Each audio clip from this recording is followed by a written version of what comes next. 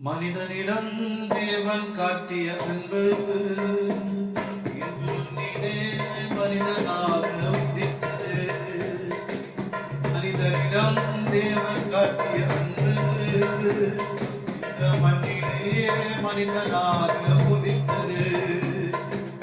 அன்பு அன்பு அன்பு தேவ அன்பு அன்பு அன்பு அன்பு அன்பு தேவ அன்பு அன்பு மனிதனிடம் தேவன் காட்டிய அன்பு இந்த மண்ணிலே மனிதனாக உதித்தது. மனிதனிடம் தேவன் காட்டிய அன்பு இந்த மண்ணிலே மனிதனாக உதித்தது.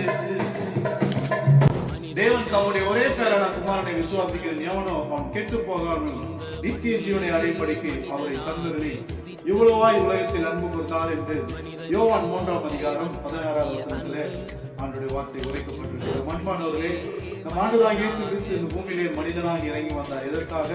உங்களை வேண்டி நேசிப்பதற்காக. நீங்கள் நான் அவரை விசுவாசித்து நாம் பரலோகம் செல்ல வேண்டும் என்பதற்காக, சொர்க்க வாழ்வு அடைய வேண்டும் என்பதற்காக. அவரை விசுவாசிக்கிறவர்கள் அவரும் அவரை நம்புகிறவர்கள் அனைவரும் பரலோகமாகிய அந்த சொர்க்கத்துக்கு ஏற்றுக் கொள்ளப்படுவார்கள், தகுதி உடையவர்கள் ஆவார்கள். அவரை விசுவாசிக்காதவர்கள், அவரை நம்பாதவர்கள் யாவரும் கெட்டு போவார்கள் என்று வேதம் சொல்லும். கெட்டு போனவர்கள் எங்க இருப்பாங்க? நரகத்தில் இருப்பாங்க. ஆகவே ஆண்டவராகிய இயேசு கிறிஸ்து நமக்காக இந்த பூமியிலே மனிதனாக வந்து நமக்காக நம்முடைய பாவங்களையும் சாபங்களையும் சிலுவிலை சுமந்து முடித்துவிட்டு நமக்கு பாவ மன்னிப்பை வழங்கிவிட்டு சென்றிருக்கிறார். ஆக இரண்டாவது முறை அவர் நித்திய ஜீவனை அளிக்க நம்ம எல்லாரும் சொர்க்க வாழ்வுக்கு பரலோக வாழ்வுக்கு கூட்டி செல்ல ஒருவருக்கு ஆயத்தமாக இருக்கிறார். நாமும் அவரை நம்புவோம், அவரை விசுவாசிப்போம், அவரை தொழுது கொள்வோம். நாமும் பரலோகத்துக்கு சொர்க்க வாழ்வுக்கு ஆயத்தமாவோம் என்று சொல்லி நாம் கண்களை மூடி ஜெபம் செய்வோம். இருக்குமுள்ள ஆண்டவரையும் நமக்காக நன்றி செலுத்துகிறோம்ப்பா. ஆண்டவரே, தேவனாகிய கர்த்தர் தாமே, ஆண்டவரே, ஒரே பேரான குமாரனாகிய இயேசுவை எங்களுக்காக இந்த பூமியிலே மனிதனாக அனுப்பி கொடுத்து எங்களுக்காக பாவ நிவாரண பலியாக ஜீவாதார பலியாக நீர் ஒப்புக் கொடுக்கிறார்கள். எங்கள் பாவ சாபங்களை எல்லாம் மன்னித்து எங்களுக்கு மறுவாழ்வு தந்து எங்களுக்கு நித்திய வாழ்வாகிய இந்த சொர்க்க வாழ்வை தந்திருக்கிற அதற்காக இந்த வேளையில் இந்த வார்த்தை கேட்டுக்கொண்டு ஒவ்வொருவரும் ஆண்டவராகிய இயேசு கிறிஸ்து ஆண்டவரே உம்மை நம்பும்படியாய், உம்மை ஏற்றுக்கொள்ளும்படியாய், உம்மை தொழுது கொள்ளும்படியாய், உம்மையே சேவிக்கும்படியாய் நாங்கள் செபிக்கிறோம். ஆண்டவரே, ஆசீர்வதிக்கிறார்கள் அப்பா.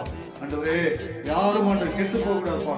உம்மை மறுதலித்து, உம்மை நம்பாமல், உம்மை விசுவாசிக்காமல், உம்மை மறுதலித்து ஆண்டவரே யாரும் நரகம் போகாதபடிக்கு எல்லாரும் உண்மையை நம்பி உண்மையை விசுவாசித்து ஆண்டவராகிய இயேசு கிறிஸ்துவின் மூலமாக பரலோகம் வந்தாலே கர்த்தர் கிருபை செய்வீராக நாங்கள் செபிக்கிறோம்.